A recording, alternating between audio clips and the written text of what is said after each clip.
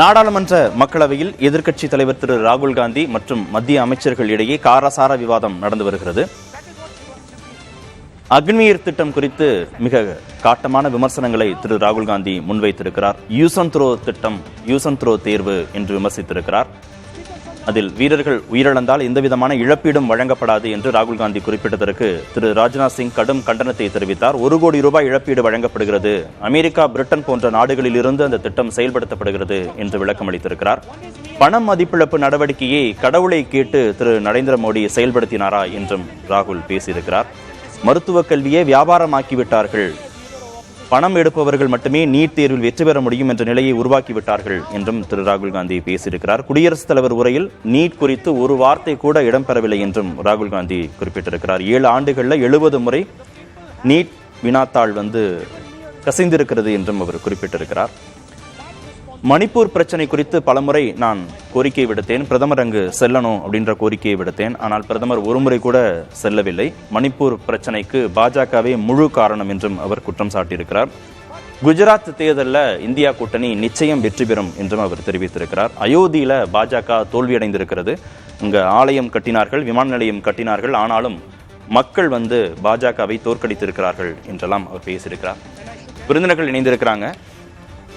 மூத்த பத்திரிகையாளர் திரு சந்திரசேகர் இணைந்திருக்கிறார். திமுகவிலிருந்து வழக்கறிஞர் திரு ராஜீவ்காந்தி இணைந்திருக்கிறார். வணக்கம் இருவருக்கும். சந்திரசேகர் சார், எதிர்க்கட்சி தலைவராக ராகுல் காந்தியுடைய உரை குறித்து உங்களுடைய முதற்கட்ட கருத்து என்ன? இது ஒரு நல்ல ஆரம்பம் என்று ஒரு அபிஷியலாக ஒரு பதவியில் ஏற்று பாராளுமன்றத்தில் நடத்தும் முதல் பேச்சு இது. அதனால் இது ஒரு நல்ல ஆரம்பம் என்றுதான் நினைக்கிறேன். ஆரம்பத்தில் ஒரு எக்ஸ்சேஞ்சஸ் அப்படின்னு சொல்லுவாங்க, பார்லிமெண்டரி எக்ஸ்சேஞ்சஸ் இரு பக்கமும் இருந்தது. இருந்தாலும் இப்பொழுது அவருடைய பேச்சு நடந்து கொண்டிருக்கிறது. அதில் அவர் பிஜேபி அரசை எப்படி தாக்க வேண்டும் என்று நினைத்தாரோ அந்த எலெக்ஷனோட ஃபாலோ அவுட் மாதிரி அது கண்டினியூ ஆகுது. எலெக்ஷன்ல எப்படி பேசி அவங்க ஒருத்தருக்கு ஒருத்தர் சண்டை போட்டாங்களோ அதே திருப்பி இப்போ கண்டினியூ ஆகுதுன்னு சொல்லலாம். அரசு தரப்பிலிருந்தும் அதற்கு உடனடியாக மறுப்புகளும் வருகின்றது. ஆனால் ஓவரால் பாத்தீங்கன்னா இது பாராளுமன்றத்துல ஒரு விவாதம் நடக்குது. அது இதுவே தொடருமானால் பாராளுமன்றத்துக்கு ஒரு நல்ல அறிகுறியாக தான் இருக்கும் என்று நான் நினைக்கிறேன். ஆனா நாடாளுமன்றத்துடைய மாண்பை திரு ராகுல் காந்தி மதிக்கணும் அப்படின்னு மக்களவை சபாநாயகர் திரு ஓம் பிர்லா கோரிக்கை விடுக்கிறார். உண்மைக்கு மாறான தகவல்களை, இல்லை இன்னும் சொல்லணும்னா பொய் சொல்றார் அப்படின்னு எதிர்க்கட்சி பாஜக தரப்புல இருந்து குற்றச்சாட்டுகள்லாம் வைக்கப்படுது. அவை நடவடிக்கைகள் அந்த மாண்பு இல்ல உண்மைக்கு மாறான தகவல் அப்படிங்கிறது அவை விதிகளை மீறுவதாக இருக்கா ராகுலுடைய செயல்பாடுகள்? அது ஒரு சில விஷயங்கள்ல அவர் ஐ திங்க் இன்னும் கொஞ்சம் மெச்சூர் ஆகணும்னு நினைக்கிறேன். எப்படின்னா அவரு ஹவுஸ் அட்ரஸ் பண்ணும்போது அவரு சபாநாயகர் இருக்கையை பார்த்து தான் அவர் பேசணும். ஆனா அவர் திரும்பி அவரு அவங்களுடைய கட்சிக்கு பின்னாடி இருக்கிற அவங்களுடைய உறுப்பினர்களை பார்த்து அப்புறமா எதிர்கட்சி உறுப்பினர்களை பார்த்து பேசுறாரு. அது கொஞ்சம் அவை ரூல்ஸ் படி சரியில்லை. அவரு எதிர்க்க இருக்கிற சபாநாயகர் இருக்கையை பார்த்து தான் அவர் அந்த ஹவுஸ் அட்ரஸ் பண்ணும். அது ஒண்ணு. இன்னொன்னு, ஆரம்பத்திலே அந்த ஒரு சிவனுடைய போட்டோ ஒண்ணு காமிச்சாரு. அந்த மாதிரிலாம் பிளாக் ஆர்ட்ஸ் போட்டோ எல்லாம் காமிக்க கூடாதுதான். அதெல்லாம் உங்களுக்கு அப்கோர்ஸ் இந்த ஒரு ஒரு உறுப்பினர்கள் வெல்லுக்கு ஒரு போராட்டம் மாதிரி நடத்தும் போதெல்லாம் அதெல்லாம் பண்ணுவாங்க. அதுவே அவை விதியை மீற மாதிரி தான். ஆனா ஒரு எதிர்கட்சி தலைவர் தன்னுடைய ஒரு குடியரசுத் தலைவருடைய பேச்சு உரைக்கு நன்றி செலுத்தும் தீர்மானத்தில் பேசும்போது இந்த மாதிரி அது பிளாக் கார்டெல்லாம் காமிக்காம பேசுறது நல்லதா இருக்கும். அதனால அவர் இனிமேல் போக அது ஐ திங்க் இந்த விஷயங்கள்லாம் கொஞ்சம் சின்ன விஷயங்களை சரிப்படுத்துவார்னு நினைக்கிறேன். நீட் தேர்வு முறைகேடு குறித்து பேசுறாரு, பண மதிப்பிழப்பு நடவடிக்கை குறித்து பேசுறாரு, அக்னிவீர் திட்டத்தால ஏற்பட்ட பாதிப்புகள் குறித்து பேசுறாரு, மணிப்பூர் கலவரம் குறித்து பேசுறாரு. அதே சமயத்துல சபாநாயகரை பார்த்து பேசல, இல்ல அங்க சிவன் புகைப்படங்களை காமிக்கிறாரு அப்படின்னு மாண்புகள் விதிகள் மீறப்படுவதாகவும் சொல்லப்படுது. நீங்க எப்படி மதிப்பிடுறீங்க ராகுலுடைய பேச்சு நடவடிக்கைகளை? ஒரு அட்டென்ஷன் சீக்கிங்கா இருக்கு அப்படின்னு பாக்குறீங்களா, இல்ல ஒரு சோசியல் காசு இருக்கு அதுக்குள்ள அப்படின்னு பாக்குறீங்களா? இல்ல, அதான் நான் சொன்னேன், முதல்ல கொஞ்சம் ஒரு அட்டென்ஷன் சீக்கிங் மாதிரி தான் பின்னாடி திரும்பி பேசிட்டு இருந்தாரு, அதெல்லாம் பண்ணாரு. முதல்ல பேசினது கொஞ்சம் பொலிட்டிக்கலா இருந்தது, இப்போ கொஞ்சம் அவரு இஷ்யூஸ்க்கு வந்திருக்காரு. அதனால இதுதான் ஆரம்பம்.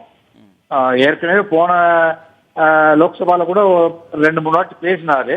ஆனா இப்போ ஒரு அபிஷியலா ஒரு லீடர் ஆஃப் தி அப்போசிஷன் சொல்லும் போது அதனுடைய ஸ்டாண்டர்ட் இன்னும் கொஞ்சம் பெட்டரா இருக்கணும். அது ஐ திங்க் இப்போ அவரு இஸ் ட்ரைங் டு மீட் தட்னு நினைக்கிறேன். ஏன்னா இப்போ விஷயங்கள் ஒவ்வொரு விஷயமா பேசுறாரு.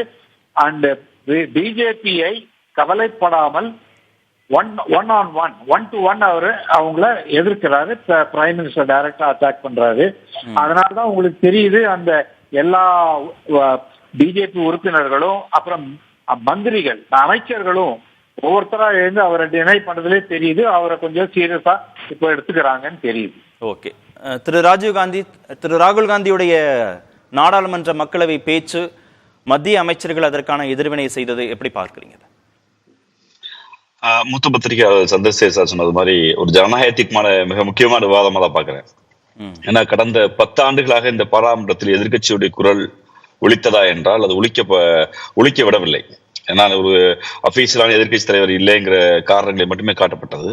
ஆனால் இப்போதுதான் இந்த நாட்டு மக்களுடைய ஒரு சரியான முடிவால் இந்த அரசை எதிர்த்து பேசுவதற்கு, ஜனநாயக ரீதியாக சண்டையிடுவதற்கு எதிர்கட்சிகளுக்கு ஒரு வாய்ப்பை இந்த நாட்டு மக்கள் அளித்ததன் காரணமாக பெருமரியாதைக்குரிய ராகுல் காந்தி அவர்களுடைய இந்த பேச்சு ஒரு ஜனநாயகத்தை காக்கிற பேச்சு தான்.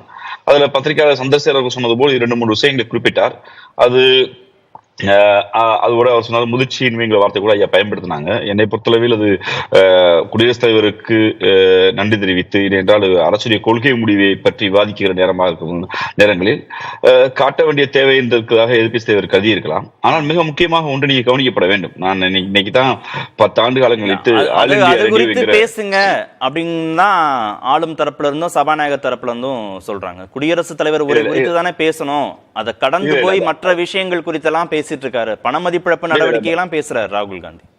இல்ல மன்னிக்கிறேன், ஒரு அரசுடைய செயல் திட்ட வடிவங்கள் குறித்து, ஒரு நாட்டுடைய கொள்கை முடிவுகள் குறித்து குடியரசுத் தலைவர் பேச மறுத்திருந்தால் அது குறித்து பேச வேண்டியது ஜனநாயகத்துடைய எதிர்கட்சியுடைய கடமை, ஒரு பாராளுமன்றத்துடைய கடமை. என்றால் இந்த நாட்டில் இதை மட்டும்தான் குடியரசுத் தலைவர் பேசியிருக்காரு, அதனால நீங்க இதுக்கெல்லாம் நிக்கணும் விதி இல்லை. நாட்டில் இருக்கக்கூடிய அடிப்படை வாதங்களை, நாட்டில் இருக்கக்கூடிய மக்கள் பிரச்சனைகளை, சட்ட பிரச்சனையை பற்றி குடியரசுத் தலைவர் பேசியிருக்கப்பட வேண்டும். அப்ப நீட்டு குறித்து குடியரசுத் தலைவர் பேசல, அப்ப நாங்க பேசக்கூடாதா? அப்ப நாங்க கோரிக்கை என்னன்னா, இந்த குடியரசுத் தலைவர் உரையில் நீட்டு குறித்து ஏன் பேசப்படல? ஏன்னா கடைசி அவர் மிக அற்புதமா குறிப்பிடுகிறார், கடந்த 7 ஆண்டுகளில் 70 முறை நீட்டுடைய தேர்வுத்தால் கசிந்திருக்கிறது. இது ஏழைகளை மருத்துவராக்கும் என்று பிரச்சாரம் செய்தீர்கள், பணம் தேவையில்லை என்று சொன்னீர்கள். ஆனால் ஒட்டுமொத்தமாக பணக்காரர்கள் மட்டுமே மருத்துவராக முடியும் என்ற விதியை நீட் கொண்டு வந்திருக்கிறது. இது குறித்து இந்த நாட்டுடைய அரசுடைய பிரதிநிதியாக இருக்க குடியரசு பேசியிருக்க வேண்டுமா இல்லையா? அதைத்தான் கேள்வி வைக்கிறார், ஏன் பேசப்படவில்லை என்று. ஏனென்றால் இதுதான் பேசப்பட வேண்டிய விதி எந்த இடத்துல இல்லை.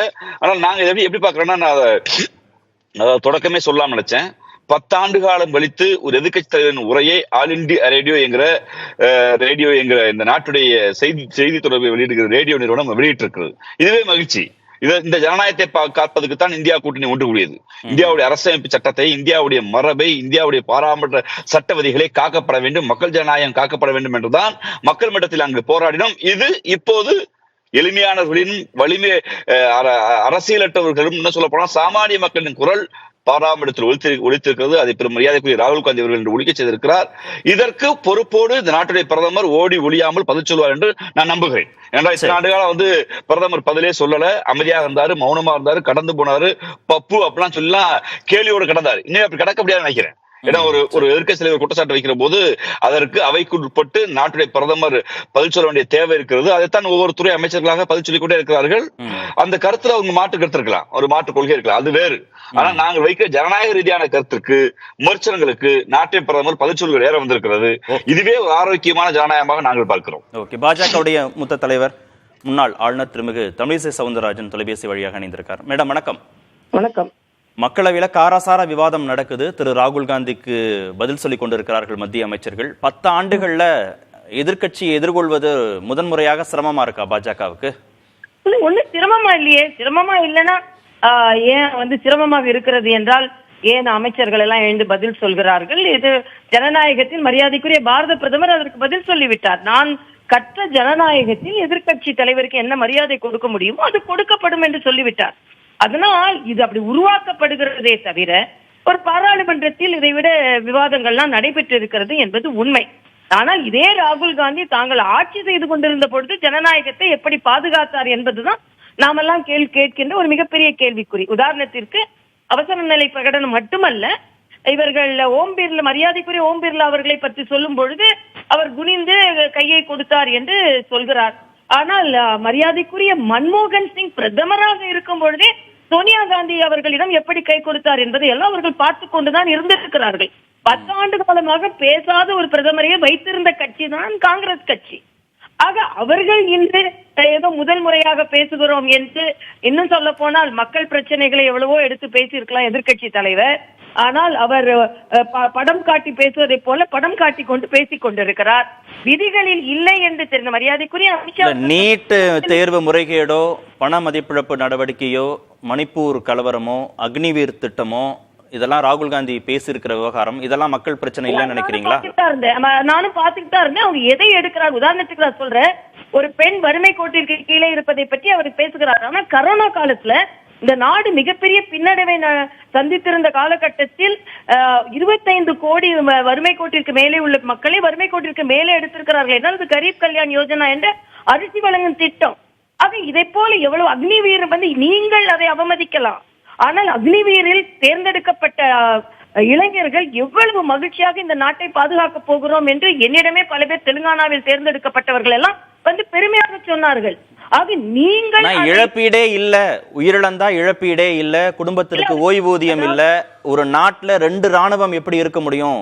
முறையாக தேர்ந்தெடுக்கப்பட்டவர்கள் அனுபவிக்கக்கூடிய சலுகைகள் வேறாக இருக்கு, அக்னிவீர் திட்டத்தின் மூலமாக தேர்ந்தெடுக்கப்படுபவர்கள் அனுபவிக்கக்கூடிய சலுகைகள் வேறாக இருக்கே அப்படின்னு கேள்வி கேட்கிறார். அதாவது ஒவ்வொரு நடைமுறை ஒவ்வொன்றும் இருக்கிறது. இப்ப பயிற்சியில் உள்ள மருத்துவர்கள் தேர்ந்தெடுக்கப்படுகின்ற சில நேரங்கள்ல பாத்தீங்கன்னா பயிற்சியினால் வருபவர்களுக்கும் நேரடியாக தேர்ந்தெடுக்கப்படுபவர்களுக்கும் சில விதிமுறை மீறல்கள் இருக்கலாம், விதிகள் மாறுபாடு இருக்கலாம். ஆனா அதையெல்லாம் இதை சரி செய்வதற்கு வாய்ப்பு இருக்கிறது. ஏனென்றால் இவர்களுக்கு இருக்கிற அக்கறை மரியாதைக்குரிய பாரத பிரதமர் அவர்களுக்கு இருக்காதா? இன்று இளைஞர்கள் நேரடியாக ராணுவத்தில் பயிற்சி கிடைக்கின்ற வாய்ப்பை அவர்கள் பெறுகிறார்கள் எனும் பொழுது, அவர்கள் தேர்ந்தெடுக்கப்படுகிறார்கள் என்பது கிராமப்புற மாணவர்களுக்கு அந்த வாய்ப்பு கிடைக்கும் என்பது அவர்கள் பெருமையாக கருதுகிறார்கள். ஆக நீங்கள் எந்த அளவிற்கு அவர்களை எல்லாம் மரியாதை கொடுத்தீர்கள்? இப்படிப்பட்ட திட்டங்களை நீங்கள் கொண்டு வந்தீர்களா என்பதுதான் மிகப்பெரிய கேள்விக்குறி. அதே போல மணிப்பூரை பொறுத்த மட்டில் அங்கே சுதந்திரம் அடைந்து 150 ஆண்டுகளமாக இருந்து கொண்டிருக்கின்ற பிரச்சனை தான். ஆக இது 2 பிரிவுகளுக்குள்ள பிரச்சனை. அந்த பிரச்சனை மரியாதைக்குரிய அமித்ஷா அவர்கள் சென்று அதற்கான நடவடிக்கைகளை எடுக்கத்தான் செய்தார்கள். ஆக நீட்டை பொறுத்த மட்டில் இவர்கள் ஆட்சியில் தான் கொண்டு வந்தது. இன்னும் சொல்ல போனா மரியாதைக்குரிய சிதம்பரம் அவர்களின் மனைவி தான் இந்த நீட்டு தான் வேணும் அப்படின்னு சுப்ரீம் கோர்ட்ல அவங்க வாதாடி சுப்ரீம் கோர்ட் வாசலிலே நின்று இது சட்டத்தின் பால் கிடைக்கப்பட்ட வெற்றி, அதனால் இதை எடுக்க முடியாது என்று அவர்கள் தான் சொன்னாங்க. ஆக எல்லா விதையும் அவர்கள் விதைத்து விட்டு இந்த எதிர்த்து பேசுவதை போல ஒரு பிரபலத்துக்கு முதிர்ச்சியின்மையும் முயற்சியின்மையும் பயிற்சியின்மையோட பேசிக் கொண்டிருக்கிறார் என்பதைத்தான் நான் சொல்ல முடியும். இங்க இணைப்பில் இருங்க, நம்ம தொடர்ந்து பேசுவோம். காங்கிரஸ் கட்சியின் மூத்த தலைவர் சட்டமன்ற உறுப்பினர் திரு EVKS இளங்கோவன் தொலைபேசி வழியாக இணைந்திருக்கிறார். சார் வணக்கம். வணக்கங்க. வணக்கம். மக்கள் பிரச்சனைகளை பேசுகிறார் ராகுல் அப்படின்னு ஒரு பார்வையும், மக்களவையுடைய மாண்பை மதிக்கல, மக்களவையுடைய விதிகளை மதிக்கல அப்படின்னு இன்னொரு பார்வையும் இருக்கு. இதுல ஏங்க மக்கள் பிரச்சனை தான் எல்லாம் பேசுறாரு அவரு. நீங்க பாத்தீங்கன்னா நீங்களே இப்ப சொல்ல அப்படி அந்த ராணுவத்தை ரெண்டாக்குற விஷயத்துல இருந்து, அந்த நீட் விஷயத்துல இருந்து, அந்த கேஸ் விஷயத்துல இருந்து எல்லாம் மக்கள் விஷயம் தான் பேசிட்டு இருக்காரு. அவங்களுக்கு புரியலாம் இல்லை. இன்னைக்கு தான் ஒரு இதெல்லாம் மோடி ரொம்ப அதிசயமே பாராளுமன்றத்துல உட்கார்ந்து இருக்காரு. அது வேற. இன்னொன்னு என்னன்னா அவர் கொஞ்சம் சிரிக்க மறந்துடுறாரு. சில சமயத்துல சிரிக்காம உம்முன்னு உட்கார்ந்து இருக்காரு. ஆகவே இனிமேலாவது பாராளுமன்றத்துக்கு வரும்போது கொஞ்சம் மோடி அவர்கள் சிரிக்க முடியாது. ஏன்னா அவர் செய்த தவறுகள் எக்கச்சக்கமாக இருக்கின்ற காரணத்தால் அவரால் சிரிக்க முடியாது. என்னதான் இருந்தாலும் ஒரு மனுஷனுக்கு மனசாட்சி இருக்கும் இல்ல, அது அவரை குத்திக்கிட்டே இருக்கும். ஆனா இன்னைக்கு ராகுல் காந்தி அவர்கள் பேசியதற்கு பதில் சொல்ல முடியாது. அதாவது அந்த இவரு டிஃபென்ஸ் மினிஸ்டர் பேசுறாரு, அமித்ஷா இது பேசுறாரு, இன்னொருத்தர் யாரோ பேசுறாங்க. இதெல்லாம் அவருடைய கையாளாக தளத்தை தான் காய்க்கிறது. அவர் பேசுவதற்கு அவர் என்ன கருத்துக்களை சொல்றாரோ அதற்கு பதில் சொல்ல முடியாமல் அவர்களுடைய பேசிக் கொண்டிருக்கிறார்கள். முதலில் ராகுல் காந்தி சொன்னார்கள், நீங்கள் சாதாரண மனிதன் கிடையாது, நீங்கள் ஒரு கடவுளின் அவதாரம் என்று. அது கடவுளின் அவதாரமா இல்லையா என்று சொல்வதற்கு கூட மோடியினால் முடியவில்லை. ஆகவே கடவுளின் அவதாரம் என்பதை அவர் ஒத்துக்கொள்கின்றார் என்றுதான் அர்த்தம். ஆகவே இந்த பாராளுமன்றத்தை பொறுத்தவரை வேற வழி இல்லாமல் அவர்கள் அமர்ந்து கொண்டு இருக்கின்றார்கள். கண்டிப்பாக இது ஆரம்பம் தான். போக போக இவர்கள் இந்த 10 ஆண்டு காலமா மக்களுக்கு செய்த அத்தனை கெட்ட விஷயங்களையும், மக்களுக்கு செய்த அத்தனை மோசமான விஷயங்களையும் இன்றைக்கு பாராளுமன்றத்திலே ராகுல் காந்தி தலைமையிலே எதிர்கட்சிகள் எழுப்புவார்கள். அதற்கு பதில் சொல்ல வேண்டிய கட்டாயம் அவருக்கு வரும். இதுல என்ன ஒரு இதுனா, நம்ம சொன்னாங்கப்பா, அம்மா கூட சொன்னாங்க, இது மாதிரி குடிது சொல்றாரு, குடிது கை கொடுக்குறாரு, நிமிர்ந்து கை கொடுக்குறாருன்னு சொல்றாங்க. பாடி லாங்குவேஜ் எல்லாரும் சொல்லதான் செய்வாங்க. நீங்க அது என்ன தப்பு? நீங்க எதிர்கட்சி தலைவருக்கும் பிரதமருக்கும் சபையிலே சமமான ஒரு உரிமையை கொடுக்க வேண்டும். 2 பேருக்கு சமமான உரிமைகள் இருக்கின்றது. வெளியே வேண்டுமானால் அவர் பிரதமர், ஆனால் சட்டசபைக்குள் மன்னிக்க வேண்டும், பாராளுமன்றத்திற்குள் இருக்கும் போது 2 பேரையும் நீங்கள் சமமாக, இவருக்கு 10 நிமிஷம் கொடுத்தால் அவருக்கு கொடுக்க வேண்டும். இவருக்கு நீங்கள் கை கொடுக்கிறால் அவருக்கும் அதே மாநில கை கொடுக்க வேண்டும். ஒழிய தலையை நிறுத்தி கொண்டு மேலே ஆகாயத்தை பார்த்து கொண்டு கொடுக்கலாம் கூடாது. ஆகவே பிரதமரையும் எதிர்கட்சி தலைவரையும் ஒரே மாதிரியாக நடத்துவதுதான் சபாநாயகருடைய கடமையை தவிர, அதிலே அவர் பாரதிய ஜனதா கட்சியை சார்ந்தவராக இருக்கலாம், அது வெளியே வைத்துக் கொள்ள வேண்டியதானே தவிர உள்ளே வைக்கணும். நம்முடைய மரியாதைக்குரிய நம்ம முன்னாள் கவர்னர் மந்திரியாக கவர்னர் விட்டு அதுவும் கிடைக்கல. அவங்க பேசும்போதெல்லாம் சொல்றாங்க, இது மாதிரி எதிர்கட்சியில இவருக்கு இருக்கிறவங்களுக்கு ஒண்ணுமே விஷயம் தெரியல அப்படின்ற அவங்க அந்த இதுல சொல்லிட்டு இருக்காங்க. எதிர்கட்சியிலையும் நிறைய அரசியல்வாதிகள், நல்ல அரசியல்வாதிகள், முதிர்ந்த அரசியல்வாதிகள், சிந்தனை செல்வர்கள் பல பேர் இருக்கின்றார்கள். ஆகவே நீங்கள் எதிர்கட்சியை மோசமாக நினைத்த காரணத்தால் தான் இன்றைக்கு உங்களுக்கு இந்த நிலை ஏற்பட்டு இருக்கிறது என்பதை நீங்கள் மறந்துவிடக் கூடாது. இப்படியே தொடருமானால் வருகின்ற காலத்தில் உங்களுக்கு பாராளுமன்றத்தில் இடம் இல்லாமலேயே போகும் என்பதை நான் சொல்லிக்கொள்கிறேன். தொலைபேசி வழியாக இணைந்த திருமிகு தமிழிசை சவுந்தரராஜன், திரு EVKS இளங்கோவன் இருவருக்கும் நன்றி.